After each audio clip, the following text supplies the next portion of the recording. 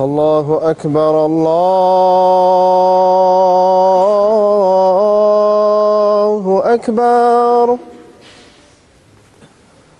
الله أكبر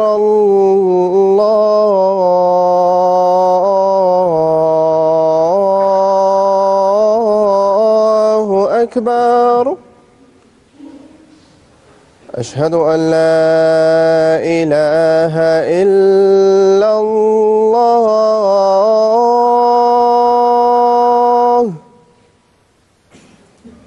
أشهد أن لا إله إلا الله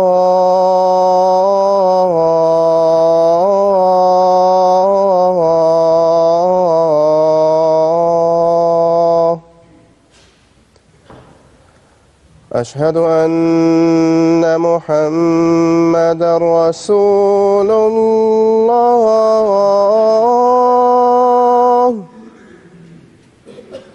أشهد أن محمدًا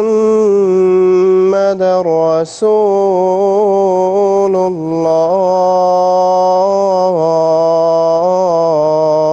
الله حي على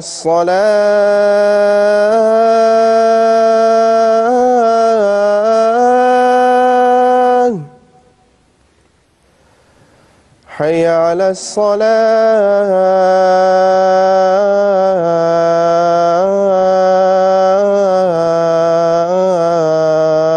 الصلاة حي على الفلاح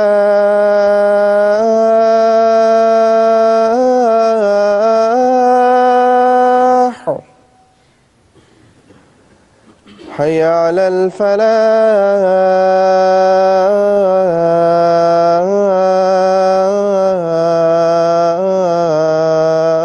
الفلاح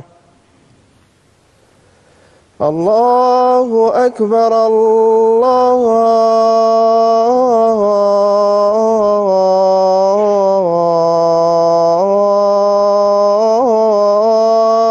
أكبر لا إله إلا الله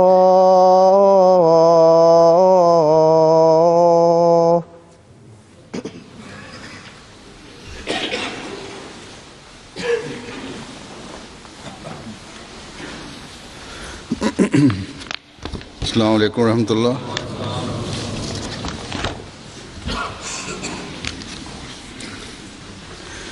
أشهد أن لا إله إلا الله وحده لا شريك له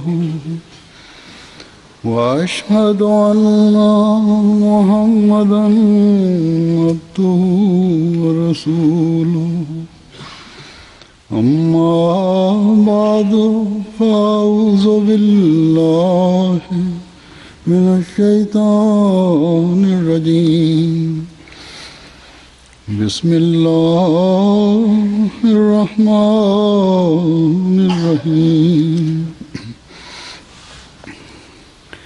الحمد لله رب العالمين الرحمن الرحيم مالك يوم الدين إياك نعبد وإياك نستعين اهدنا الصراط المستقيم صراط الذين أنعمت عليهم غير المغضوب عليهم ولا الضالين. وإذا سألك عبادي عني فإني قريب أجيب دعوة الداع إذا دعاني فليستجيبوا لي وليؤمنوا بي لعلهم يرشدون.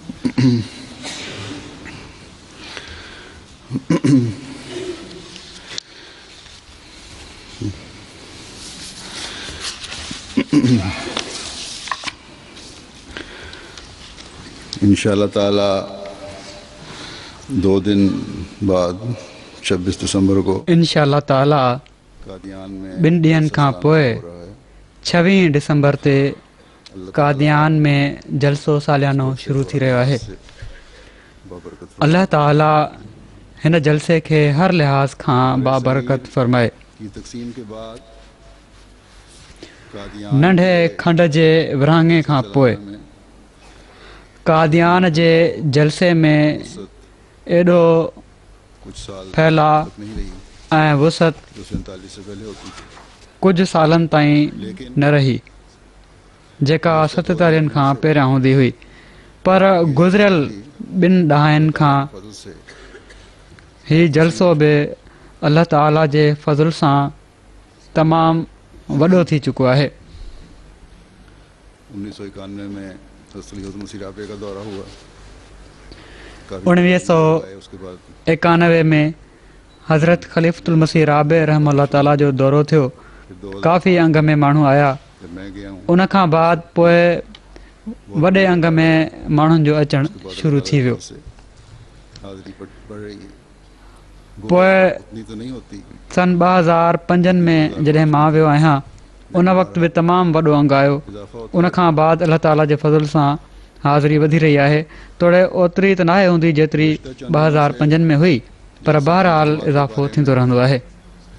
कादियान से गुज़िरियल रिपोर्ट्स वगैरह कुझु ॾींहंनि खां जलसे जे इंतिज़ामनि जे बारे में कादियान मां रिपोर्ट्स वग़ैरह अची रहियूं हुयूं। उन रिपोर्ट्स को उन्हनि से रिपोर्ट्स खे रवा के ॾिसण सां सामने आ गया।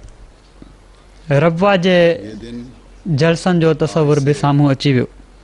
27 साल पहले तक हीउ ॾींहुं और पाकिस्तान अॼु खां 27 साल पहिरियां अजीब रब्वा ऐं पाकिस्तान जे अहमदिन जे लाइ जब रवा में हर रूह परवर माहौल जा ॾींहं हूंदा हुआ, इंतजामात के लिए जॾहिं रब्वा में हर पासे जलसे जे इंतिज़ामनि जे लाइ तयारियूं थी रहियूं हूंदियूं हुयूं।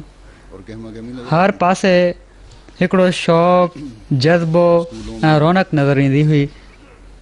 जो जुमात के स्कूल थे रब्वा में जेके जमायत जा स्कूल हुआ, उन्हनि स्कूलनि में ऑफिसर जलसे सालियाने जे दफ़्तर जे तरफ़ां तालिब इल्म को आते थे। हर अहमदी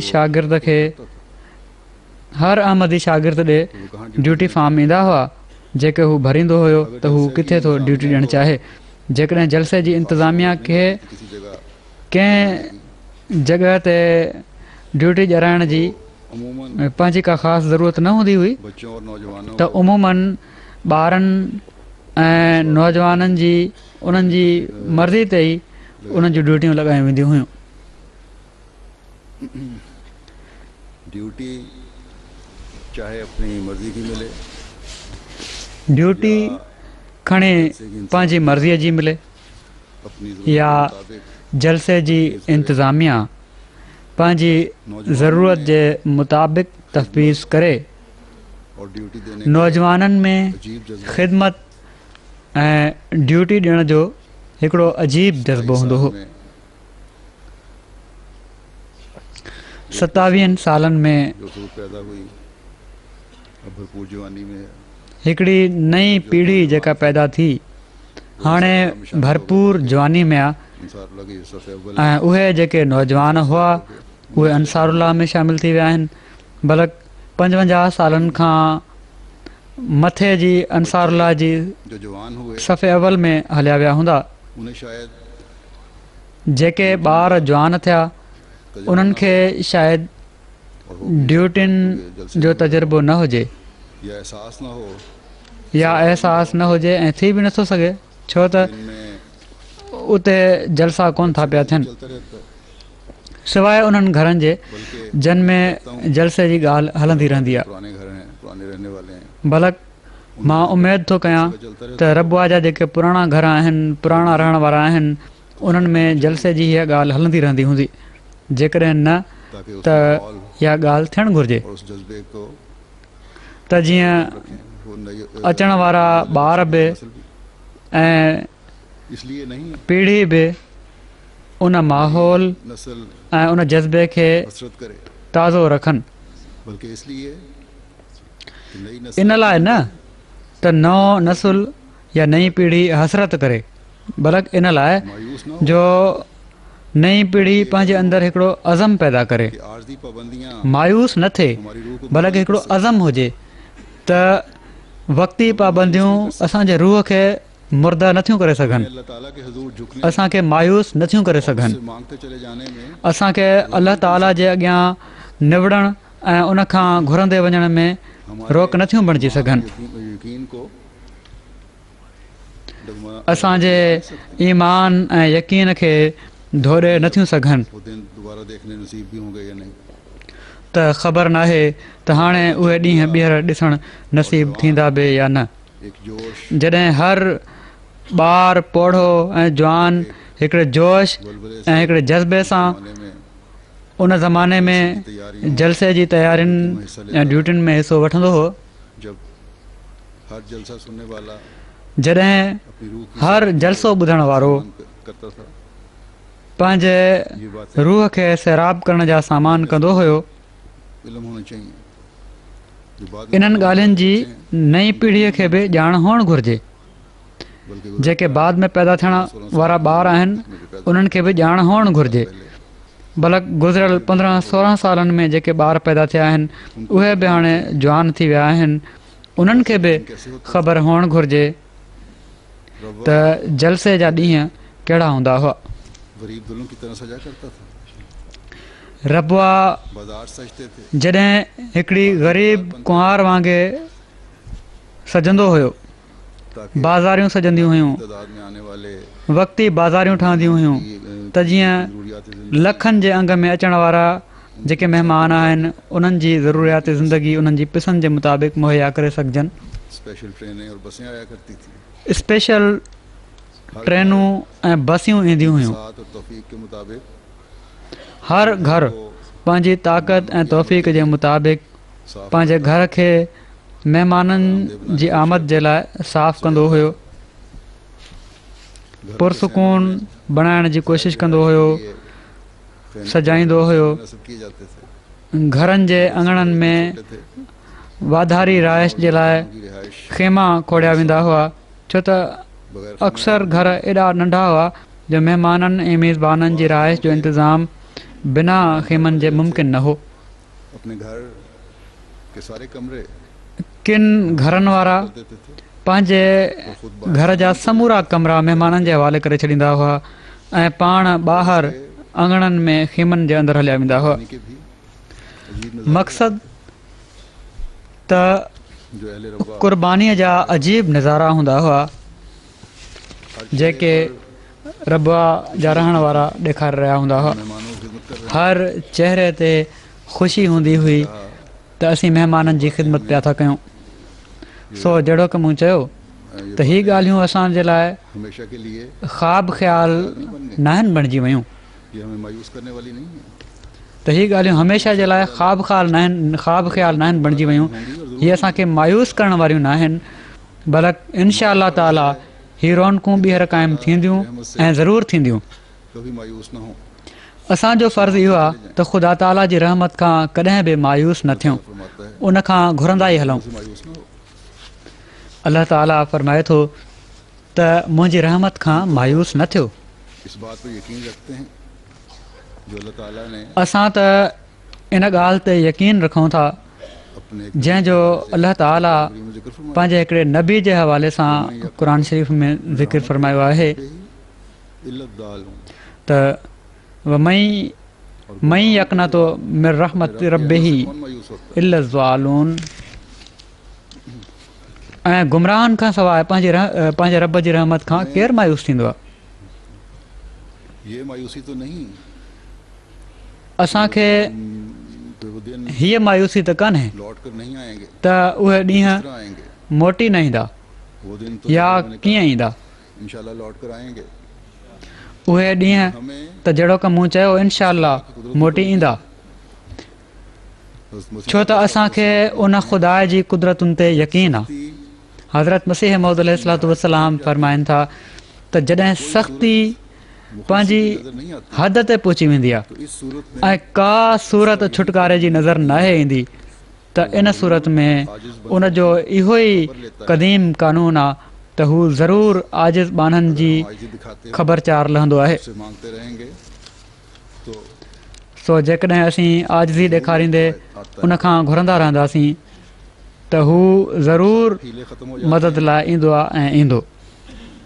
तो तब भी जॾहिं सभई हीला ख़तमु थी वेंदा आहिनि आपका हीला कायम रहता है। त तॾहिं बि हज़रत तवाब जो हीलो क़ाइमु रहंदो आहे। जब खुदा ताला एक जगह जॾहिं ख़ुदा ताला हिकिड़े हंधि फरमाए थो वह वल्लज़ी युनज़्ज़िलुल गैस मिन बादि मा कनतु त वह वल्लज़ी वह वल वलियुल युनज़्ज़िलुल गैस मिन बाद मा क़नतु व यंशुरु रहमतहु के बाद बारिश व हुवल वलियुल हमीद। उतारता है और अपनी ऐं उहो ई आहे जेको मायूसी खां पोइ और सब तारीफ मींहुं वसाईंदो आहे ऐं पंहिंजी रहमत फैलाए छॾींदो आहे। उहो ई कारसाज़ ऐं सभिनी तारीफ़ुनि जो मालिक आहे। का अमूम है रूहानी जिंदगी में। त ही ख़ुदा ताला जो रूहानी ज़िंदगी में बि खुदा ताला उमूमी तौर पर जिस्मानी ज़िंदगी में बि उमूम आहे। को रहमत जॾहिं ख़ुदा ताला उमूमी तौर ते तो जो मायूस माण्हुनि खे रहमत सां नवाज़ींदो आहे मोहम्मद है त जेके मोमिन आहिनि ना अमनु जंहिंजे बारे में अल्लाह ताला फरमाए थो जो ईमान लाने अल्लाह वलियुल लज़ीना आमनू त अल्लाह ताला उन्हनि जो वली आहे जेके ईमान आणण वारा आहिनि, जेके सचा मोमिन आहिनि। उन्हनि खे मायूसियुनि में नाहे विझंदो, बल्कि अहिड़नि मोमिननि खे जेके उन जे अॻियां निबड़ण वारा आहिनि, जेके आजिज़ीअ जी इंतिहा ते पहुतल आहिनि, उनकी मदद उन्हनि जी ज़रूरु ख़बरचार लहंदो आहे। अपनी रहमत को उनके लिए उन्हनि जी मदद जे लाइ ज़रूरु ईंदो आहे। पंहिंजी रहमत खे उन्हनि जे लाइ तमामु कुशादो करे फिटी कंदो आहे, इन अल्फाज में जंहिंजो ऐलान अल्लाह ताला हिननि लफ़्ज़नि में कयो आहे जीबुल्लज़ीना आमनु व अमिलुस्सालिहात त व यज़ीदु वयस्तजीबुल लज़ीना आमनू व अमिलुस्सालिहात व यज़ीदुहुम मिन फ़ज़लिह। नेक अमल को ऐं मोमिननि ऐं नेक अमल करण वारनि जी दुआउनि खे क़बूल कंदो आहे बहुत बढ़ाकर ऐं पंहिंजे फज़ल सां बस अल्लाह ताला तमामु के घणो वधाए उन्हनि खे ॾींदो आहे। इंसानी सो अल्लाह ताला जे नवाज़ण जा तरीक़ा ऐं मयार इंसानी सोचुनि खां तमामु कोई वजह मथां आहिनि। के हालात सो जॾहिं अहिड़े ख़ुदा ते असीं ईमान आणण वारा आहियूं जैसे कि हज़रत मसीह मौद त को सबबु नाहे त हालात ऐं पुराणियूं यादियूं असांखे मायूस कनि। हा, जहिड़ो की हज़रत मसीह मौद अलैहिस्सलातु वस्सलाम फरमायो आहे, कॾहिं कॾहिं इंसानु सम्झंदो आहे त हाणे का वाट छुटकारे जी नाहे बची, जो इंसानों के दायरे इख्तियार यानी अहिड़ी सूरत जेका इंसाननि जे अख़्तियार जे दायरे में हुजे, और वो यंशुरु रहमत तॾहिं ला तक़नतू मिन रहमतिल्लाह जो आवाज़ु ईंदो आहे ऐं व यंशुरु रहमत हो जो नज़ारो हिकिड़ो आजिज़ इंसानु ॾिसंदो आहे। ख़ास तौर पर इन जलसा के दिनों में सो असांजो फ़र्ज़ु आहे जलसे पर आए हुए त पंहिंजा ॾींहं रातियूं जो शामिल हो रहे दुआउनि में गुज़ारियूं। ख़ासि तौर ते हैं कादियान में हिननि जलसे जे ॾींहंनि में जलसे ते आयल जेके माण्हू आहिनि, जेके शामिल थी रहिया आहिनि, उहे पंहिंजे कादियान में क़याम जे हर लम्हे खे दुआउनि में ढाले छॾनि। याद रखें कि जैसा कि अल्लाह ताला फरमाता है ख़ासि तौर ते पाकिस्तान मां आयल अहमदी यादि रखनि त जहिड़ो की अल्लाह ताला फरमाए थो त उन जी रहमत खां बस गुमराहनि खां अलावा गैरों का काम है, ॿियो को मायूस नाहे थींदो। शामिल नहीं। सो ही मायूसी गैरनि जो कमु आहे। हमें असां त गुमराहनि में शामिल न आहियूं, असां त महदी आख़िर ज़मा खे मञण वारा आहियूं। गैरों से रोशनी असांखे त अल्लाह ताला उन मसीह ऐं महदी जे ज़रिए सां उंदाहिनि मां रोशनी ॾांहुं कढियो आहे। सिराते मुस्तक़ीम असांखे को सिखाया त गुमराही में धिका खाइण जे बदिरां सिराते मुस्तक़ीम ते हलणु सेखारियो अथई। इस हकीकत अल्लाह ताला जे फज़ल सां उमूमन अहमदी इन हक़ीक़त खे ॼाणनि था। के साथ तॾहिं त बर्दाश्त कर लेते हैं। ईमान जी मज़बूतीअ सां तकलीफ़ूं बि बर्दाश्त करे वठंदा आहिनि।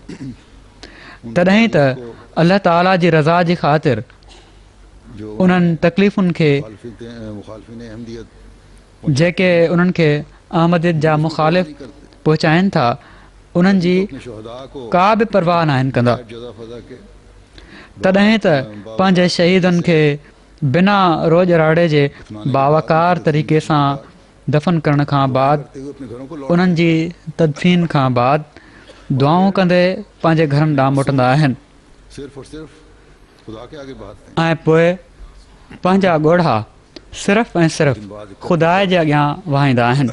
कोई कोई परेशान भी हो जाते हैं, पर के जो अच्छा भला के के इल्म रखने वाले भी परेशान बि थी वेंदा आहिनि और जमात जेके चङो भलो दीन जो इल्मु रखण वारा बि आहिनि कह देते हैं, ऐं लिख भी देते हैं। के जमात जो कमु करण वारा बि आहिनि। ये सख्तियों के दिन चई छॾींदा आहिनि, के मूंखे लिखी बि छॾींदा आहिनि त हीअ सख़्तियुनि जा ॾींहं परसों की बातें ड्रिघा थींदा पिया था वञनि। ये कल ये परसों तो खत्म ही नहीं हो रही। सुभाणे या ॿिए ॾिहाड़े जूं ॻाल्हियूं थींदियूं हुयूं, हीअ सुभाणे या ॿिए ॾिहाड़े त ख़तम ई कोन पियो थो थिए। हमेशह यादि रखो त क़ौमुनि जी ज़िंदगी में याद रखें, ॾींहंनि जी का अहमियत नाहे हूंदी। कौमों की जिंदगी में क़ौमुनि जी उमिरि में दिनों की कोई कुझु सालनि जी बि का अहमियत नाहे हूंदी। कौमों की उम्र में तरक़ी करण वारियूं क़ौमूं कोई अहमियत नहीं होती। सिर्फ़ु हिकिड़े महाज़ खे नाहिनि ॾिसंदियूं, तरक्की करने हिक ई वाली पासे उन्हनि जी नज़र नाहे हूंदी। सिर्फ उन्हनि जी नज़र क़ौम जी एक ही तरफ गॾियल तरक़ी ते हूंदी आहे। उनकी नजर कौम की मजबूत अल्लाह ताला जे फज़ल सां पाकिस्तान जे सख़्त हालात खां बाद पाकिस्तान के जमायत जी तरक़ी जी रफ़्तार केतिरा ई भेरा वधी चुकी आहे। की रफ्तार बल्कि पाकिस्तान में बि अल्लाह ताला जे फज़ल सां भी तरक़ी पहिरियां खां फल से तरक्की वधी करे आहे। पहले से बढ़कर है। हा, कुझु सख़्तियूं बि आहिनि, बाज़ के पाबंदियूं आहिनि, जानी और माली नुकसान जानी ऐं माली नुक़सान आहिनि। खलीफा वक्त को जमात से बराह रास्त और जमात को खलीफा वक्त से ख़लीफ़े वक़्त खे जमायत सां सौं सिधो ऐं जमायत खे ख़लीफ़े वक़्त सां बिना कंहिं वास्ते जे मिलण जी तड़प बि शक अपनी जगह है। ॿिन्ही पासे आहे। लेकिन अल्लाह ताला उहा बेशक पंहिंजी जॻह ते आहे, करते हुए इसके लिए पर अल्लाह ताला जिस मुलाकात का एहसान कंदे रैली खोलती है इन जे लाइ बि जो एमटीए के जरिए से निसफ़ मुलाक़ात जो हिकिड़ो रस्तो बि असांजे लाइ खोले छॾियो आहे, पाकिस्तान में जेको MTA जे ज़रिए सां इंतज़ाम फ़रमायो अथई।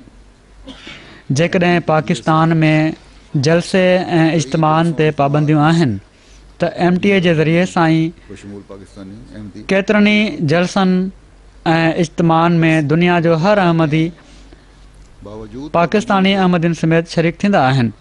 रूहानी मायदे को बंद सो ख़ुदा ताला बावजूद पाबंदियुनि जे रूहानी माइदा खे बंदि थियणु नाहे ॾिनो। कभी भी सो जॾहिं अल्लाह ताला जा एॾा अहसान आहिनि त कॾहिं बि हालात नहीं आने चाहिए, कहिड़ी महिल बि बल्कि इन कंहिंजी दिलि में बि मायूसी जा ख़्याल न अचणु घुरिजनि। पाकिस्तान को भी बल्कि हिननि ॾींहनि में चैनियों रबुआ वारनि खे बि ऐं पाकिस्तान वारनि खे बि गाँव में बदल लेना पंहिंजनि बेचैनियुनि खे ख़ुदा ताला जे अॻियां निवड़ंदे दुआउनि में मटे छॾणु घुरिजनि, दुआउनि में ढाले छॾणु घुरिजनि।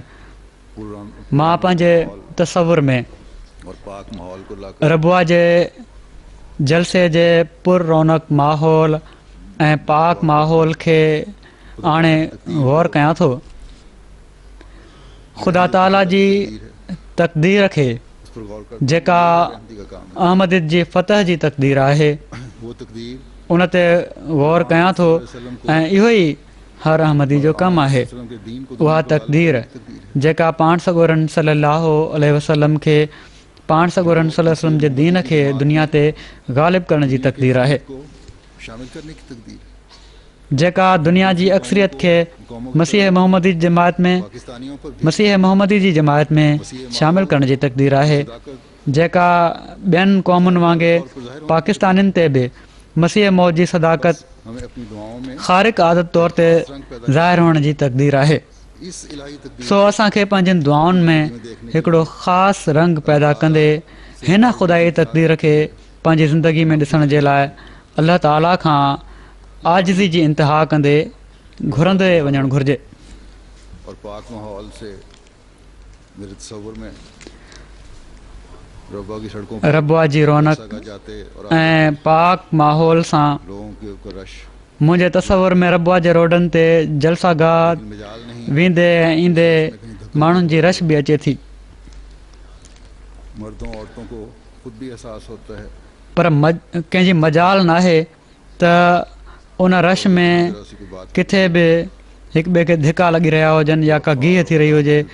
मर्दनि औरतुनि खे ख़ुदि बि अहसासु हूंदो हुयो फिर रहनुमाई करने के लिए खड़े होते थे ऐं जेकॾहिं किथे थोरी ॻाल्हि बि थी वई हुजे और तो त इतफ़ाल ऐं ख़ुदाम जेके ड्यूटी ते हूंदा हुआ, जेके अपने अपने रास्ते पर रस्ते जी ड्यूटी ते रहनुमाई करण जे लाइ बीठा हूंदा हुआ, उहे उन्हनि खे तवजो ॾियाराए छॾींदा हुआ ऐं तवजो ॾियाराइण ते फौरन पंहिंजे पंहिंजे रस्ते ते हर कोई हली पवंदो हुयो। इस तरह लोग जलसागाह की तरफ जा रहे होते थे माण्हुनि जो हिकिड़ो लगातार वहकिरो हली रहियो हूंदो, जहिड़ी तरह पाणी जो हिकिड़ो वहकिरो हूंदो आहे, होते थे पाणी जी हिकिड़ी नदी वही रही हूंदी आहे, अहिड़ी तरह माण्हू जलसागाह ॾांहुं वञी रहिया हूंदा हुआ ऐं अहिड़ी तरह जलसो ख़तमु थियण ते वापसि अची रहिया हूंदा हुआ। तकद्दुस का ख्याल होता रोड जे हिकिड़े पासे मर्द हूंदा हुआ त ॿिए पासे औरतूं हूंदियूं हुयूं। हया का हर मर्द खे औरत जे तक़दुस जो ख़्यालु हूंदो हुयो ऐं हर औरत खे पंहिंजे हया जो पास हूंदो हुयो। काट रहे हैं सवाल ई पैदा न थींदो हुयो कोई टकराव की त मर्द ऐं औरत हिक ॿिए जो रस्तो कटे रहिया हुजनि पाबंदी या टकराव जी का सूरत पैदा थी वञे।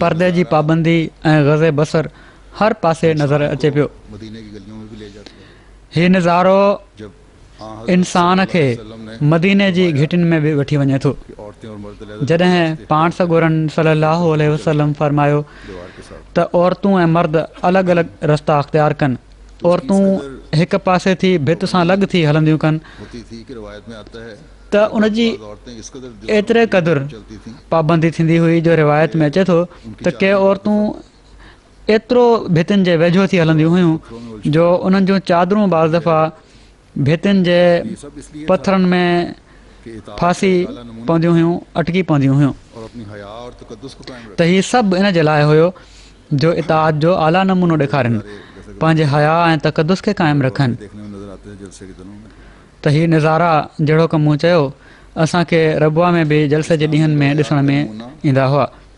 रब्बा में आने वाले अमूमन इस्लामी रिवायतुनि जो नमूनो आम दिनों में रबुआ में अचण वारा उमूमन देखते ऐं आम ॾींहंनि में बि ध्यान में भी ऐं जलसे जे ॾींहंनि में ख़ुसूसन ॾिसंदा हुआ।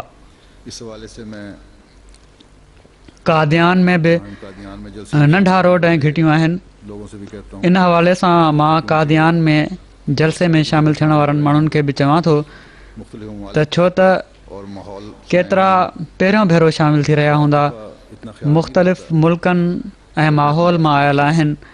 बाज़ दफ़ा एॾो ख़्यालु नाहे रहंदो कि आप त पंहिंजे पंहिंजे रस्ते ते हलनि, औरतें और त मर्द बजाए इन जे अपने अपने अलहदा रास्तों पर चलें जो तव्हांखे ड्यूटी वारा कारकुन तवजो ॾियाराइनि, बारे में तो औरतूं ऐं मर्द उन्होंने भी आज से पंहिंजे अलॻि अलॻि रस्तनि ते हलो। 90 या 100 साल पहले कादियान जे बारे में त गैरनि बि अॼु खां 80, 90 या 100 साल पहिरियां ई लिखियो आहे त उते इस्लामी तालीम जो इस्लामी तालीम जो या इस्लामी क़दरुनि जो या इस्लामी रहना चाहिए ठेठ नमूनो नज़र अचे थो त हीउ ठेठ नमूनो कादियान में अॼु बि क़ाइमु रहणु घुरिजे। इसके इजहार परे परे खां गैर बि जलसे ते जलसे में शामिल होने आया हूंदा, अपनी नमाजों की भी खासतौर सो हया ऐं तक़दुस जे इज़हार ऐं हिफ़ाज़त सां गॾोगॾु जलसे में शामिलु थियण वारा पंहिंजी नमाज़ुनि जी बि ख़ासि तौर ते हिफ़ाज़त कनि। मस्जिदों की तरफ होना चाहिए। अज़ान जे आवाज़ ते इसी तरह जलसे हर हिक जो रुख़ मस्जिदुनि ॾांहुं हुअणु घुरिजे। अहिड़ी तरह जलसे जी कार्रवाई जे दौरान बि कोशिश और तवज्जो होनी चाहिए। जलसे खे ॿुधण जी भरपूर कोशिश ऐं तवजो हुअणु घुरिजे। और वहाँ इस वक्त की इतलाक में जलसो को मेलो न आहे जहिड़ो कि हज़रत मसीह मौद अलैहिस्सलातु वस्सलाम फरमायो। आएंगे इंशाल्लाह। तो हर एक उते जलसे के हिन वक़्त जे इतलाह जे मुताबिक़ 6-7 हज़ार महिमान त ॿाहिरां अची चुका आहिनि, अञा बि ईंदा इंशाल्लाह। त हर हिकु जलसे जे तक़दुस जो बि ख़्यालु रखे। भला पाकिस्तान मां आयल केतिरा ई माण्हू आहिनि अल्लाह ताला ने उनको जो उन्हनि खे अल्लाह ताला जलसे में शामिल होकर सौ सिधो जलसे में शामिल थी रूहानी फ़ाइदो वठण जो मौक़ो अता फ़रमायो आहे। एक हकीकी सो हिकिड़े सचे मोमिन वांगुरु भरपूर फ़ाइदो वठण जी हर हिक खे उते कोशिशि करणु घुरिजे। नसीहत और हदायत की बात शुरू हुई है तो इस तरफ भी तवज्जो दिला दूं। नसीहत ऐं हिदायत जी ॻाल्हि शुरू थी आहे त इन पासे बि तवजो ॾियाराए छॾियां त जलसे में शामिल थियण वारे हर माण्हूअ जी दिलि में पानी का भी भरपूर इजहार नजर ऐं अमल में ना कि क़ुर्बानी जो बि भरपूर इज़हार नज़र अचणु घुरिजे। औकात में बदनज़मी हो न क़याम गाहनि में बदनज़मी हुजे, न खाधे जे वक़्तनि में बदनज़मी हुअणु घुरिजे, न जलसे में दाख़िल थियण महिल ऐं निकिरण महिल बदनज़मी हुजे। खुदगर्जी की वजह उमूमन बदनज़मी से अपना हक पहले लेने की ख़ुदगर्ज़ी जे करे बस अगर पंहिंजो हक़ छोटी बात से लेकर पहिरियां वठण जी कोशिशि करण जे करे थींदी आहे। कुर्बानी दिखाएंगे सो जेकॾहिं नंढी खां नंढी ॻाल्हि खां वठी करे वॾियुनि ॻाल्हियुनि ताईं क़ुर्बानी ॾेखारींदव तो बाज़ मुफाद त कॾहिं बि बदनज़मी नथी थी सघे। जो हसद की वजह से ख्वाहिश रखते हैं ऐं बाज़ दफ़ा के मफ़ाद परस्त या हासिद जेके हसद जे करे ख़्वाहिश रखंदा आहिनि किसी इंतजाम ऐं बाज़ दफ़ा कोशिशि बि कंदा आहिनि त कहिड़ी तरह हासिल करने कंहिं इंतिज़ाम में का मिल जाए बदनज़मी पैदा कई वञे त जीअं उन्हनि खे पंहिंजा मक़सद हासिल करण जो मौक़ो मिली वञे। ये मौका त हमेशह यादि रखो लोगों की ख्वाहिश के त कंहिं अहमदी खे ख्वाहिश के मुताबिक इस किस्म का कॾहिं बि उन्हनि माण्हुनि जी ख़्वाहिश जे मुताबिक़ अहिड़े क़िस्म जो मौक़ो उन्हनि खे फ़राहम न करणु घुरिजे जंहिंसां जमायत जी बदनामी ऐं बेइज़ती थिए बदनामी और सुदकी हो या या किसी किस्म के कंहिं क़िस्म जे का अंदेशा हो। नुक़सान जो अंदेशो थिए। कादियान में हिंदू भी रहते हैं, कादियान में सिख भी रहते हैं, हिंदू बि रहनि था, ईसाई भी रहते हैं। सिख बि रहनि था, अहमदी का फर्ज है ईसाई बि रहनि था। एक ही इज्जत और एहतराम करें। हर अहमदीअ जो फ़र्ज़ु आहे उन लोग बड़े अच्छे त हर हिक जी इज़त ऐं एहतराम करे। लेकिन अगर कभी कोई गलत बात उमूमन उतां जा रहण वारा माण्हू तमामु सुठा आहिनि, तो अपने जज्बात पर जेकॾहिं कंहिंखां का ग़लति ॻाल्हि थी बि वञे त पंहिंजे जज़्बात ते कंट्रोल रखो। इस बात का ख्याल रखना चाहिए।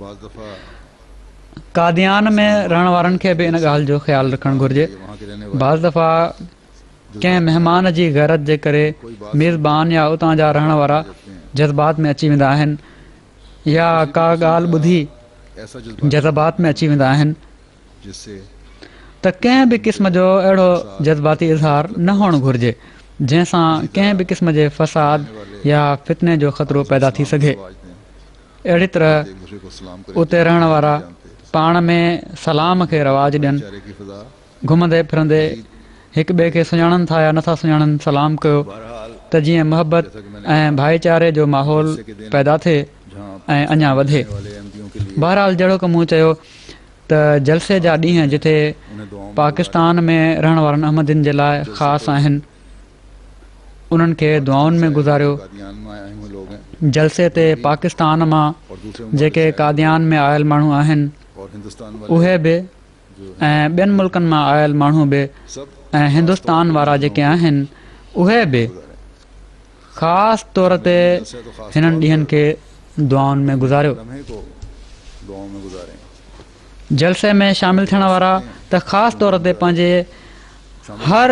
हर घड़ी खे दुआउनि में गुज़ारनि ऐं गुज़ारे सघनि था, छो त उन्हनि जो शामिलु थियण जो त ॿियो को मक़सदु नाहे ऐं न ई उन्हनि खे को ॿियो कमु आहे सवाइ इन जे जो रूहानी फैज़ हासिलु कनि, पंहिंजी तरबियत जा सामान कनि। किया है कि मसीह मौत की अल्लाह ताला मसीह मौत जी वस्ती में रूहानी हिकिड़े रूहानी माहौल हेठि आदमी जमा एॾे अंग में गॾु करे करके हिकिड़ो मौक़ो पैदा कयो आहे त तव्हांखे अल्लाह ताला जे अॻियां दुआऊं करण जो मौक़ो मिली रहियो आहे। उससे उसका उन खां उन जो फज़ल घुरो, उसके उन जे एहसान का शुक्र अदा करें। अहसान जो शुक्र अदा कयो। पाकिस्तान से शामिल होने वाले पाकिस्तान मां शामिल थियण वारा ख़ासि तौर ते पाकिस्तान में अहमदनि जे हालात ऐं मुल्क जे हालात जे बारे में बि दुआऊं घुरनि। ये अल्लाह ताला का हीअ अलाह ताला जो अहसान आहे त असांखे हीअ तसल्ली ॾिए थो त उदऊनी अस्तजिब लकुम त मूंखे पुकारियो मां तव्हांजी दुआउनि खे ॿुधंदुसि। माहौल मुयसर आ जाए ऐं जॾहिं माहौल मुयसरु अची वञे त इन खां बहितर ॿियो कहिड़ो अहिड़ो मौक़ो आहे जॾहिं हिकिड़ो आजिज़ बानो अलाह ताला खां घुरे। कल सबसे ज्यादा अॼुकल्ह सभिनी खां वधीक इज़तरार जी कैफ़ियत पाकिस्तान जे अहमदनि जी आहे। अलाह ताला फरमाए थो त मां मुस्तर जी दुआ ॿुधंदो आहियां। इन दिनों में सो हिननि ॾींहंनि में पंहिंजे इज़तरार खे पंहिंजी बेक़रारी खे अलाह ताला जे अॻियां अखि जे पाणी जे ज़रिए वहायो। हिस्सा पाने वाले बने अलाह ताला जे वाइदनि मां हिसो हासिलु करण वारा बणिजो मुस्तर्रा ऐं अलाह ताला जे वाइदनि मां हिसो करण वारा व यक्षिफ वाइदनि मां हिसो हासिलु करण वारा बणिजो। अलाह ताला फरमाए थो त अम्मई युजीबुल मुस्तर इज़ाद आहो व यक्षिफ सूअ व यजअलुकुम खुलफाअल अर्ज़ आ इलाहुम मा अल्लाह कलीलम मा तज़क्करून। कर देता है या पोइ उहो सुनाता है केरु आहे जेको बेक़रार जी दुआ क़बूल करे थो जॾहिं हू उनखे पुकारे ऐं तकलीफ़ ख़तमु करे थो छॾे ऐं तव्हांखे ज़मीन जो वारिस थो बणाए। छा अलाह सां गॾु को ॿियो महबूद आहे? तमामु घटि आहे जेका तव्हां नसीहत हासिलु कयो था। दुआ के अंदर इन बारे में हज़रत मसीह मौद अलैहिस्सलाम फरमाइनि था होता है जब त दुआ जे अंदरि क़बूलियत जो असरु उन वक़्तु पैदा थींदो आहे जॾहिं दर्जा इस्तरार का पैदा हो जाता है जॾहिं उहो इंतिहाई की तरफ से दर्जे जे इस्तरार ताईं उहा पहुची वेंदी आहे। सामान जॾहिं इंतिहाई इस्तरार जो दर्जो पैदा थी वेंदो आहे उन वक़्तु अलाह ताला जे तरफ़ां उनजी क़बूलियत जा निशान ऐं सामान बि पैदा थी वेंदा आहिनि। ये छोटी सी बात पहिरियां सामान आसमान ते कया वेंदा आहिनि उनखां बाद उहे ज़मीन ते असरु ॾेखारींदा आहिनि। हीअ नंढड़ी ॻाल्हि न आहे बल्कि हिकिड़ी अज़ीम शान हक़ीक़त आहे। बल्कि सच त हीअ आहे त जंहिंखे ख़ुदाई जो जलवो ॾिसणो हुजे उनखे घुरिजे त दुआ घुरे। पहले आसमान के सो पंहिंजी दुआउनि जे असरनि खे ज़मीन ते ॾिसण जे लाइ पहिरियां आसमान जा कुंगरा दूर करने हिलाइणा पवंदा लोॾणा पवंदा। माहौल से फैज़ उठाने के लिए सो शमूलियत का मौका अल्लाह ताला ने तव्हां कुझु हज़ार जिन खे अलाह ताला पंहिंजूं महिरूमियूं ख़तमु करणु ऐं हिकिड़े ख़ासि माहौल मां फैज़ वठण जे लाइ जलसे में शमूलियत जो मौक़ो अता फ़रमायो आहे। पंहिंजे इस्तरार खे सही रुख़ ॾेई पंहिंजी देने वाले भी वहाँ गए हुए हैं दुनिया जी ऐं रूहानी ज़िंदगी जे सामान जी कोशिशि कयो। तो मकसद सिर्फ ड्यूटी देना है ड्यूटियूं ॾियण वारा बि उते वियल आहिनि। उहे सिर्फ़ु हीअ न सम्झनि त उन्हनि जो मक़सदु सिर्फ़ु ड्यूटी ॾियणु आहे। बेशक हीअ ख़िदमत कयो पर घुमंदे फिरंदे उथंदे वेहंदे पंहिंजी ज़ुबानुनि ते ख़ुदा ताला जो ज़िक्र जारी रखो। अलाह ताला सभिनी खे इन जी तौफ़ीक़ ॾे। जैसा कि मैंने कहा हिन मौक़े मां जहिड़ो की मूं चयो जलसे में शामिलु थियण वारनि सिर्फ़ु पाकिस्तानियुनि जो ई फ़र्ज़ु न आहे बल्कि हर हिक खे भरपूर फ़ाइदो वठणु घुरिजे जेके उते शामिलु थी रहिया आहिनि। माहौल बि मुयसरु आहे त उन माहौल मां भरपूर फ़ाइदो वठो। और जैसा कि मैंने कहा ऐं जहिड़ो की मूं चयो ख़ास तौर पर पाकिस्तानी ख़ासि तौर ते पंहिंजे हालात जे करे इस्तरारी कैफियत है जेका उन्हनि में इज़तरारी कैफ़ियत आहे उनखे अलाह ताला जे अॻियां पेश कनि। और जैसा कि अल्लाह ताला ने फरमाया है कि मैं ऐं जहिड़ो की अलाह ताला फरमायो आहे त मां मुस्तर जी दुआ ॿुधंदो आहियां। फिर ऐसे मुस्तर पोइ अहिड़ा मुस्तर जेके सिर्फ़ु पंहिंजे लाइ दुआ न आहिनि घुरी रहिया हूंदा बल्कि जमात की जमात जे लाइ दुआ घुरी रहिया आहिनि। और दुनिया में ऐं दुनिया में हज़रत मोहम्मद मुस्तफ़ा सल्लल्लाहु अलैहि वसल्लम जे दीन जे क़याम जे लाइ दुआ घुरी रहिया हुजनि अहिड़े मुस्तरनि जी दुआ त अलाह ताला ज़रूरु ॿुधंदो आहे। फिर यही नहीं पोइ दुनिया की हमदर्दी में इहो ई न बल्कि दुनिया जी हमदर्दी में कंहिं बि दीन सां मुंसलिक जेके माण्हू आहिनि तबाही से बचाने के लिए उन्हनि खे तबाही खां बचाइण जे लाइ बि दुआ करे रहिया हुजो त अहिड़नि माण्हुनि जी दुआ त अलाह ताला ज़रूरु ॿुधंदो आहे मखलूक भी है जिन खे मख़लूक जी हमदर्दी बि आहे इंसानियत सां हमदर्दी बि आहे ऐं दीन सां बि हमदर्दी आहे। यही नहीं फरमा रहा पोइ अलाह ताला सिर्फ़ु इहो ई नथो पियो फरमाए त मां तव्हांजी इस्तरारी कैफ़ियत जूं दुआऊं क़बूल करे तव्हां जूं तकलीफ़ूं ख़तमु कंदुसि। ज़ाती और जमाती तकालीफ को ख़त्म कर तव्हांजी ज़ाती ऐं जमायती तकलीफ़ुनि खे ख़तमु कयो वेंदो। तव्हांखे तकलीफ़ूं पहुचाइण वारनि जे हाथों को हथनि खे झलियो वेंदो। अल्लाह ताला अलाह ताला तकलीफ का तकलीफ़ जो इलाज सिर्फ तकलीफ दूर सिर्फ़ करने से नहीं फरमा रहा, तकलीफ़ ख़तमु करण सां नथो पियो फ़रमाए, बल्कि फ़रमाए थो त यजअलुकुम खुलफ़ाअल अर्ज़, त तव्हांखे ज़मीन जो वारिस बनाए छॾींदो। पहले भी बनाता आया है, पहिरियां बि बणाईंदो आयो आहे ऐं आईंदे बि उनजी इहा ई तक़दीर आहे। सो इहा ई तक़दीर इलाही आहे सवाल ही कोई नहीं त मायूसियुनि जो त को सुवाल ई पैदा नथो थिए त न सिर्फ़ु तकलीफ़ूं ख़तमु थी रहियूं आहिनि, बल्कि तव्हांखे तकलीफ़ूं ख़तमु करण खां बाद का वारिस बनाया जाए। ज़मीन जो वारिस बनायो पियो थो वञे। बस अपनी बेचारगी के सो पाण खे वेचारो वेचारो न चओ कब त हीअ सुभाणे ॿिॾाड़े कॾहिं ईंदी, इन जूं ॻाल्हियूं न कयो। अगर तुम्हारी जेकॾहिं और इस्तरार से तव्हां जूं आजिज़ी ऐं इस्तरार सां कयल दुआऊं जारी रहियूं तो ये कल त हीअ सुभाणे ॿिॾाड़े त तव्हां जूं करते हुए तकलीफ़ूं ख़तमु कंदे आएगी, अची वेंदी और ना सिर्फ तकलीफें दूर ऐं न करते हुए सिर्फ़ु आएगी, तकलीफ़ूं ख़तमु कंदे ईंदी, बल्कि मुख़ालिफ़नि खे तव्हांजे कंट्रोल हेठि कंदे ईंदी बस इंशा अल्लाह ताला। हकीकी सो झुकते हुए उन सचे माबूद जे अॻियां निवड़ंदे उन जी इबादत जो हक़ अदा करण जी कोशिशि कयो। हर क़िस्म जी मायूसियुनि ऐं शिरक चाहे वो शिरक तोड़े उहो ॻुझो शिरक ई छो न हुजे, उन खां पंहिंजो पाण खे बचायो, पंहिंजे नसलुनि खे बचायो। फिर अल्लाह ताला के नामों पोइ अलाह ताला जे हम इनामनि मां असीं इनशा अल्लाह ताला फैज़ हासिल कंदा वेंदासीं। बस क्या ही प्यारा खुदा है हमारा, सो केॾो न प्यारो ख़ुदा आहे असांजो, जेको चए थो त जेकॾहिं तव्हां सिर्फ़ु मुंहिंजी ख़ालिस इबादत करण वारा आहियो त मां इस्तरार से की गई दुआओं तव्हां जिन इस्तरार सां कयल दुआउनि खे तव्हांजे घुरण खां वधीक फल लॻाईंदो आहियां।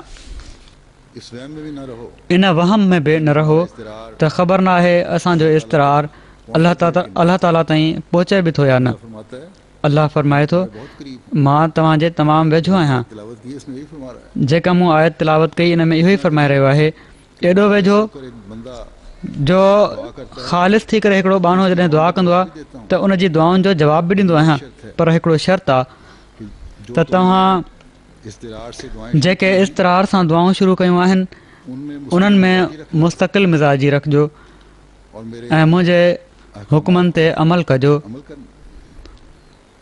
मैं जो बात मां जेके ॻाल्हियूं चवां थो उन पर लबैक इन्हनि ते लबैक चइजो।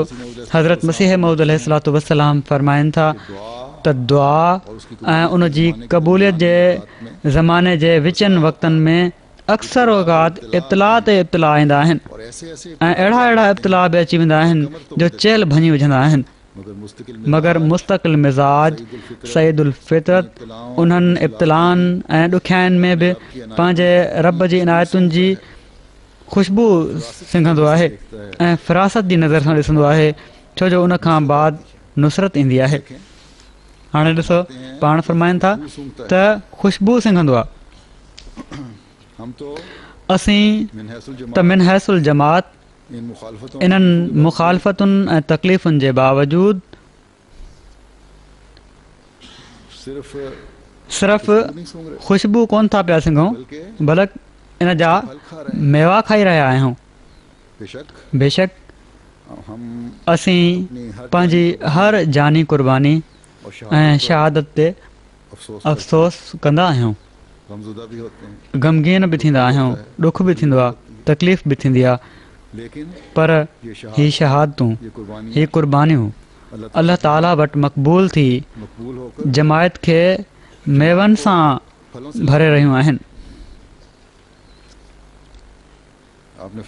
पाण फरमाइनि था त इन्हनि इब्तिलाउनि जे अचण में हिकिड़ो राज़ हीअ बि हूंदो आहे त दुआ जे लाइ जोश वधंदो आहे, छो त जेतिरे जेतिरे क़दुरु इस्तरार ऐं इस्तराब वधंदो वेंदो ओतिरे क़दुरु रूह में सोज़ थींदो वेंदो ऐं हीअ दुआ जी क़बूलियत जे सबबनि मां आहे। सो कॾहिं बि घबराइणु न घुरिजे ऐं बेसब्री ऐं बेक़रारी विचां पंहिंजे अल्लाह ते बदज़न न थियणु घुरिजे।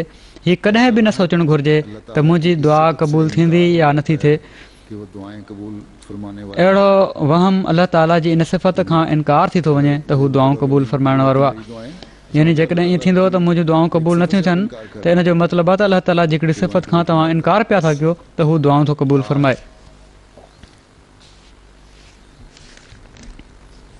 पाकिस्तान के अहमदियों से ज़्यादा इन सिफ़त खां तव्हां इनकार था पिया कयो त हू दुआऊं क़बूल फरमाईंदो आहे। पाकिस्तान के बाज़ इलाक़ों के वो सो अॼु पाकिस्तान जे अहमदिन खां वधीक इन ॻाल्हि खे केरु थो ॼाणे सघे या हिंदुस्तान जे किन इलाइक़नि जा उहे अहमदी जिन ते ज़ुल्म ऐं सख़्तियूं थी रहियूं आहिनि या दुनिया जे ये इज़्तिराब किन ॿियनि मुल्कनि जा अहमदी जेके सख़्तियुनि ऐं तकलीफ़ुनि मां गुज़री रहिया आहिनि उन्हनि खां वधीक केरु थो ॼाणे सघे त इज़्तिरार या इज़्तिराब छा थींदो आहे। सो जॾहिं इज़्तिरार पैदा थी वञे त दुआउनि जी क़बूलियत जो वक़्तु बि वेझो हूंदो आहे। इन हवाले सां अॼु मां जलसे में शामिलु थियण वारनि सभिनी माण्हुनि ऐं पाकिस्तानी अहमदिन खे चवां थो जिनको मसीह जिन खे मसीह मोहम्मदी जी का मौका मिल रहा है वस्ती में जलसे में शामिलु थियण जो मौक़ो मिली रहियो आहे त पंहिंजे इज़्तिरार ऐं इज़्तिराब खे दुआउनि ऐं में ढालने ॻोढ़नि में मटाइण जी इंतिहा करे छॾियो और फिर पहले से बढ़कर ऐं पोइ पहिरियां खां वधी करे पंहिंजी ज़िंदगियुनि जो मुस्तक़िल हिसो बनाए छॾियो ताकि त जीअं हिकिड़ो सही इनक़लाब आणण वारा बणिजी वञो। हज़रत मसीह मौद अलैहिस्सलाम जो हिकिड़ो ॿियो इक़्तिबास पेश कयां थो। पाण फरमाइनि था दुनिया में को नबी नाहे आयो जंहिं दुआ जी तालीम न ॾिनी। हीअ दुआ हिकिड़ी अहिड़ी शइ आहे जेका उबूदियत ऐं रुबूबियत में हिकिड़ो रिश्तो पैदा कंदी आहे यानी ॿारहे ख़ुदा में हिकिड़ो रिश्तो पैदा कंदी आहे। इस राह में कदम रखना इन वाट में क़दम रखण बि ॾुखियो आहे पर जेको क़दम रखंदो आहे पोइ दुआ हिकिड़ो अहिड़ो ज़रियो आहे जो उन्हनि ॾुखियाईनि खे आसान ऐं सवलो करे छॾे थी। खुदा ताला से मुतवातिर दुआएं मांगता है जॾहिं इंसानु ख़ुदा ताला खां लगातार दुआऊं घुरंदो आहे त उहो ॿियो ई इंसानु थी वेंदो आहे। उसको एक किस्म की राहत और उन जूं और हर किस्म रूहानी और रियाकारी से मेराणियूं वो तमाम मुश्किलात को ख़तमु थी उनखे हिकिड़े क़िस्म जी राहत ऐं सुरूर मिलंदो आहे। हर क़िस्म जे तासुब ऐं ॾेखार खां अलॻि थी जो दूसरे हू सभिनी ॾुखियाईनि खे जेके उनजी वाट में पैदा थियनि बर्दाश्त करे वठंदो आहे। ख़ुदा जे लाइ उन्हनि सख़्तियुनि खे जेके ॿिया बर्दाश्त नाहिनि कंदा ऐं नाहिनि करे सघंदा सिर्फ़ु इन जे लाइ जो ख़ुदा ताला राज़ी थी वञे हू बर्दाश्त कंदो आहे। तॾहिं ख़ुदा ताला जेको रहमान ऐं रहीम ख़ुदा आहे ऐं सरासर रहमत आहे उन ते नज़र कंदो आहे ऐं उनजी सभिनी तकलीफ़ुनि ऐं मेराणियुनि खे सुरूर में मटे छॾींदो आहे। अलाह ताला असांखे अहिड़ियूं दुआऊं करण जी तौफ़ीक़ बि अता फ़रमाए ऐं असांजी दुआउनि खे क़बूलियत बि अता फ़रमाए असां जिन तकलीफ़ुनि खे ख़तमु फ़रमाए ऐं जल्द उनखे सुरूर में मटे छॾे। असांजो शुमार हमेशह उन्हनि ॿाननि में रखे जिन ते हर वक़्तु उन जे प्यार जी नज़र पवंदी रहंदी आहे। आज भी एक अफ़सोसनाक ख़बर है अॼु बि हिकिड़ी अफ़सोस जहिड़ी ख़बर आहे मर्दान में जवान को असांजे हिकिड़े नौजवान कर दिए गए मुकरम शेख उमर जावेद साहिब खे काल्ह शहीद कयो वियो। इन्ना लिल्लाहि व इन्ना इलैहि राजिऊन। शहीद मरहूम पंहिंजे वालिद मुकरम शेख जावेद अहमद साहिब ऐं पंहिंजे सौट शेख यासिर महमूद साहिब इब्न मुकरम शेख महमूद अहमद साहिब शहीद सां गॾु कार में पंहिंजे दुकान तां शाम जो 7:45 बजे जे वेझो घर वापसि अची रहिया हुआ जो मोटरसाइकिल ते कार में अपनी दुकान से हमलो कंदड़नि पीछो करे फायरिंग करे छॾी। मोटरसाइकिल पर शहीद मरहूम उमर जावेद साहिब पोएं सीट ते वेठा हुआ। उन्हनि जे मथे में ऐं जावेद साहब चेल्ह में बैठे हुए थे गोलियूं लॻियूं आहिनि जंहिंसां थॾे ते हिननि जी शहादत थी वई जॾहिं त जिससे उनकी मौत अॻी सीट ते मौजूदु जबकि अगली सीट पर मौजूद शहीद मरहूम जा वालिद ऐं शेख जावेद अहमद साहिब जेके हुआ उन्हनि जी बांह ते गोली लॻी आहे जंहिंसां उहे ज़ख़्मी थिया।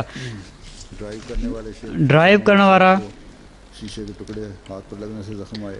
शेख यासिर महमूद जेके आहिनि उन्हनि खे शीशे जा टुकड़ा लॻण सां ज़ख़्म आया। ॿई ज़ख़्मी जेके हुआ उन्हनि खे त फस्ट एड खां पोइ इस्पताल मां फ़ारिग़ कयो वियो आहे। अलाह ताला जे फज़ल सां ठीकु आहिनि। अलाह ताला हिननि जी पेचीदगियुनि खे बि हिननि खे पेचीदगियुनि खां बचाए ऐं जल्द शिफ़ाए कामिला अता फ़रमाए। गाॾीअ ते कुल तक़रीबन 17-18 गोलियूं लॻल हुयूं जेके निशान मिलिया आहिनि। बहरहाल जवाबदार जेके हुआ जेके मुजरिम हुआ उहे त उनखां पोइ भॼी विया पर उते सरहद में अञा ताईं हीअ शराफ़त आहे त वज़ीर आला जा वालिद साहिब मोहम्मद आज़म ख़ान होती ज़ख़्मियुनि जी इयादत जे लाइ बि आया ऐं पोइ हिननि वारी इस्पताल जे स्टाफ खे बि हिदायतूं ॾिनऊं त हिननि जो सही इलाजु कयो वञे ऐं शहीद मरहूम जे घर ताज़ियत करण बि विया। और शहीद मरहूम के लिए घर ताज़ियत करने भी गए। ये ख़ानदान जो है ही ख़ानदान जेको आहे इसमें शेख नियाज़ुद्दीन साहब ने 1907 में इन जे शेख नियाज़ुद्दीन साहब 1907 में बैत कई हुई ऐं हज़रत मसीह मौद अलैहिस्सलाम जा असाब बि हुआ। इनके दादा शेख शहीद मरहूम शहीद के जो ॾाॾो शेख नज़ीर अहमद साहब हुयो जन बाद में 1932 में हज़रत ख़लीफ़तुल मसीह सानी जे ज़माने में बैत कई और इनके बारे में ऐं इन्हनि जे बारे में पहिरियां बि मां ॿुधाए चुको आहियां त शहीद मरहूम जो चाचो ऐं सहुरो शेख महमूद अहमद साहिब 7 भाइर हुआ। शेख महमूद अहमद साहब हिन ख़ानदान में पहिरियां बि शहीद थी चुका आहिनि। मर्दान जी मस्जिद ते जेको आपघात हमलो थियो हुयो उन में शहीद मरहूम जो सौट शेख आमिर रज़ा इब्न मुकरम शेख मुश्ताक अहमद साहिब शहीद थियो हुयो खुदकुश हमला जो हुआ था ऐं बाद में उसमें शहीद मरहूम के चचा हिननि जे चाचे शेख महमूद अहमद साहिब खे 8 नवंबर और बाद में इनके 2010 में मुखालफ़न शहीद कयो हुयो। 8 नवंबर 2010 उन वक़्तु जेका फायरिंग थी हुई उन्हनि में हिननि जो हिकिड़ो पुटु ज़ख़्मी थियो हुयो। बेटा ज़ख्मी हुआ था। 1974 में बि हिननि जे ख़ानदान जो हिकिड़ो माण्हू जेको साहुरनि मां हिननि जो माइट हुयो उनखे शहीद कयो वियो त हिन ख़ानदान में 1974 खां शहादतुनि जो सिलसिलो हली रहियो आहे। लेकिन फिर पर पोइ बि ही सभई ॾुखियायूं तमाम मुश्किल ऐं मुसीबतूं बर्दाश्त करे रहिया आहिनि पूरा खानदान ऐं सॼो ख़ानदान वॾी दिलेरी सां ही मुक़ाबिलो करे रहियो आहे। कर रहा है। मेरी भी जब इनसे बात हुई थी गुज़िरियल शहादत ते मुंहिंजो ख़्यालु आहे त मुंहिंजी हिननि सां बि ॻाल्हि थी हुई रात से हुई जेके शहीद थिया आहिनि छो त सभिनी माण्हुनि सां ॻाल्हि थी हुई त हिननि सां बि थी हूंदी ऐं वॾे हिमत ऐं हौसले सां सभई पंहिंजे जज़्बात जो इज़हार करे रहिया हुआ। मरहूम के चचा और ससुर मरहूम जो चाचो ऐं सहुरो मुकरम शेख महमूद अहमद साहिब शहीद ऐं हिननि जा सभई भाइर मुख़्तलिफ़ वक़्तनि में 20 खां वधीक मुख़्तलिफ़ जमायती केसनि जे हवाले सां असीर राह मौला बि रही चुका आहिनि। मरहूम के 2 चचाओं शहीद मरहूम जे 2 चाचनि खे हिकिड़े जमायती केस में अदालत 5 साल क़ैद जी सज़ा ॿुधाई हुई जॾहिं त उन जुर्म जी सज़ा ई वधि में वधि 3 साल आहे। बहरहाल हाई कोर्ट बाद में उन्हनि खे आज़ादु करे छॾियो हुयो।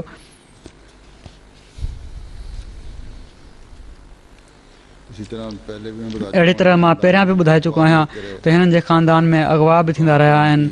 हिननि जे दुकान ते जेको कारोबार आहे उते हिकिड़ो बम ब्लास्ट बि थियो हुयो। बॉम्ब ब्लास्ट भी हुआ पंहिंजे चाचे सां गॾु ई कारोबार में शरीक हुआ। अपने नाज़िम ख़िदमत ख़ल्क़ मर्दान ज़िले जा नाज़िम ख़िदमत ख़ल्क़ हुआ मुहासिब हुआ। कारोबार में शरीक बहरहाल एहतियात त ही उमूमन कंदा हुआ। और मूं हिननि खे चयो बि हुयो जिला मर्दान त शाम थींदे ई पंहिंजो कारोबार बंदि करे हलाईंदा कयो पर बहरहाल उन ॾींहुं ही अची रहिया हुआ। बहरहाल एहतियात तो ये किया करते थे पंहिंजे घर जे वेझो पहुता ऐं घर खां तक़रीबन करके आ जाया करें 400 गज़ जे मुफ़ासिले ते हुआ अपने घर के करीब त हिननि ते फायरिंग कई वई ऐं ही शहीद थी विया। तो ये इन पर फायर साल 2 साल पहिरियां हिननि जी शादी थी हुई। हो गए हिननि जी घरवारी आहे और जनाब उन वटि 2 साल पहले इनकी शादी हुई थी। ॿार जी पैदाइश थियण वारी आहे। यहाँ भी अल्लाह ताला उनखे बि सिहत सां रखे ऐं हर क़िस्म जी सेहत से पेचीदगियुनि खां बचाए। और हर किस्म की चीज़ों से बचाए अल्लाह ताला मरहूम जा दर्जात बुलंद फरमाए उनके दर्जात ऐं सभिनी पोइरनि खे सब्र ऐं हौसलो ऐं हिमत अता फरमाए। और हिम्मत अता फरमाए। हाणे ई नमाज़ खां पोइ इनशा हिननि जो नमाज़ जनाज़ा ग़ाइब अदा कंदुसि।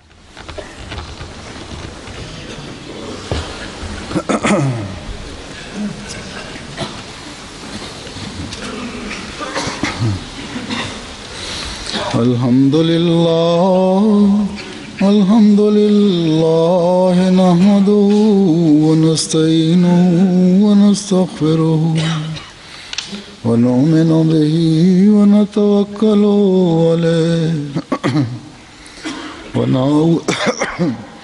व नऊज़ु बिल्लाहि मिन शुरूरि अनफुसिना ومن سيئات أعمالنا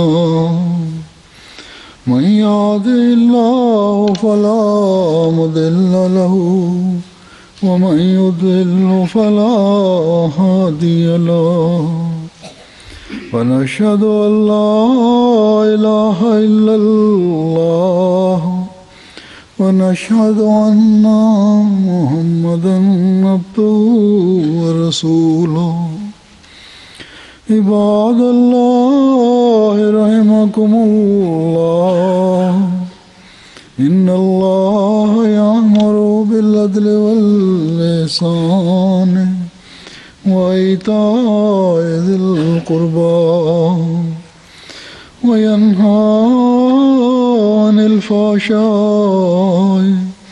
والمنكر والبغي يعظكم لعلكم تذكرون اذكروا الله يذكركم وادعوه يستجب لكم ولذكر الله أكبر